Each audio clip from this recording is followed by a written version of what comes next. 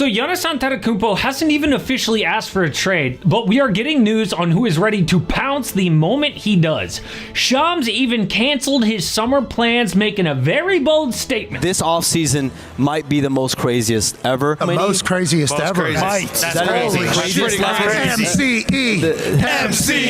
MCE? And of course, the most craziest name is Giannis. But a very interesting report about what the man wants. A legit NBA reporter named Scoop B. Johnson says if Giannis ever makes the leap and requests a trade, I am told he's looking for 3 things. 1, staying in the Eastern Conference to keep his travel and media profile intact. 2, being in a position of control with a voice in roster building and coaching direction. And 3, a market where other stars would want to join him, a place that isn't just a destination for him, but could become a destination because of him. And that gives 2 teams an edge over everyone else. The Brooklyn Nets and the Raptors are a team that is starting to make noise within the league about looking for a big fish. Whoa. A big fish? Well, there's only one actually big fish, and it is not 37-year-old Kevin Durant, no offense. So on the heels of that report, the Toronto Star did some digging. But it is hot here in Houston, Texas, but luckily I am a sports fan,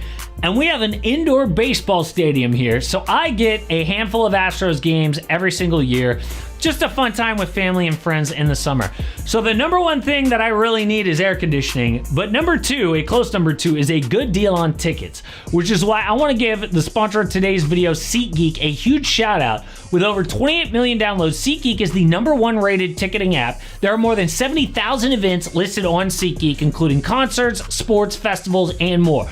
Right now, you can get tickets to the new MLB season, the NBA Finals, the NHL playoffs are officially here as well, and I love using SeatGeek. I even took my son to yet another Rockets game, and honestly, I was kind of afraid about the noise at first, but he didn't care. He loved it. So looking here on the app, here is that indoor stadium that I was talking about, and look at this. If we zoom in, first I'm going to tell him, I want like 3 tickets. Not bad. Right here along the third base line, green means it's a great deal. I can see what the view would look like from my seats. I really like this. And SeatGeek's got your back. Each ticket is rated on a scale of 1 to 10, so you know you're getting a good deal. Look for those green dots. Green means good, red means bad, pretty easy. Plus, every ticket is backed by their buyer guarantee, and you know I came through for you guys. You can use code AMHOOPS10 for 10% off your next set of tickets at SeatGeek. That is 10% off any tickets with promo code AMHOOPS10.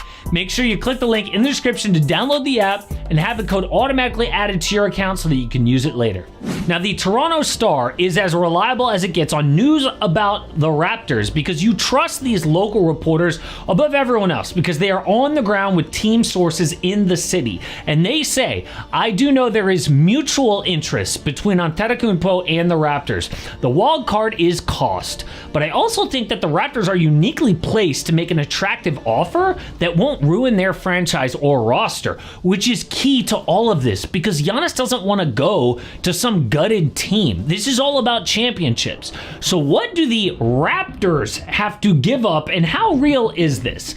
Well, first of all, the Raptors have a good thing going, okay? They've got young players. Why rush things? Because since losing Kawhi in 2019, they have been a mess. First, it was built around Pascal Siakam. That didn't work. Then they traded vets for young guys and have now missed the playoffs 4 out of the last 5 years. This is a proud franchise. What are we doing? What do they have to show for that, by the way? No big lottery luck like Dallas or San Antonio. The highest that Toronto has picked since Scotty Barnes is 13th for Grady Dick. All they got was Dick. And you know what the worst part is? This is the NBA of parity. 7 different champs in 7 years. This is the time to get good and take your shot. It's not like the mid-2010s where we had the KD Warriors and it felt like the champion was obvious before every season. No way, this is a big opportunity. And in the East, Boston's looking to dump salary with Jason Tatum injured. Cavs might trade guys. And Indy is the biggest finals underdog outside of the Cavs against those KD Warriors since 2014. Make a move. But hold on. If they want to win so bad, Didn't they just have the conference finals MVP on their team? And what about OG Anunoby? Looked pretty good on the Knicks. He was a Raptor. So was Fred VanVleet, who just took Houston to the 2 seed. All these guys were in Toronto. So why would Giannis feel good about a team that couldn't make that core work? Well, after Kawhi left, Pascal slotted in as their number 1, and he put up all-star numbers, but was way over his skis as a number 1 on a winning team, okay? Now that he's on the Pacers back to a supporting role, it's not a coincidence that he's thriving again. And as for OG, dude asked for a trade 2 times during his final 2 years, okay? He said it was, I want a bigger role, but have you seen him in New York? He doesn't really have a bigger role there. It's just for some reason, dude wanted out of there. And if they didn't trade OG, he probably would have walked for nothing, and they weren't going to pay Pascal and OG Anunoby and Fred VanVleet what they all eventually got paid. But the real reason that core didn't work is Scotty Barnes. Okay, the Raptors had a down season, so they jumped to number 4, took Scotty over Jalen Suggs, who was the consensus pick, and it was an amazing decision. He wins Rookie of the Year, but it's a turning point, okay?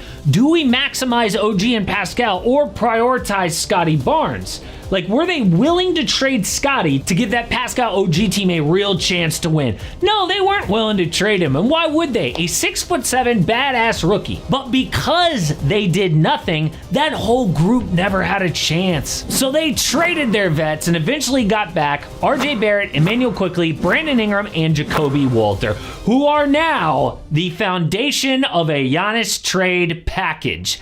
And oh, by the way, if the Bucks don't get their own picks back, they are going to need a bunch of young, good players like this, okay? But Raptors fans are going to hate what's in this trade package, okay? It all starts with one name, and you know it. Scotty Barnes. That'll be the first name out of Bucks GM John Horst's mouth. But is it such a bad thing? I mean, to have more depth around Giannis when he gets here, make sure that they keep Emmanuel Quickley for his shooting. And I mean, Giannis and Scotty aren't exactly a perfect fit, but is Masai actually that desperate? Well, his first year leading Toronto was 2013, and the Raptors had no picks in that draft, but Masai was obsessed with this rail-thin kid from Greece. So he was all hitting the phones, trying to get a deal done. Okay, no problem. Thank you. Bye-bye.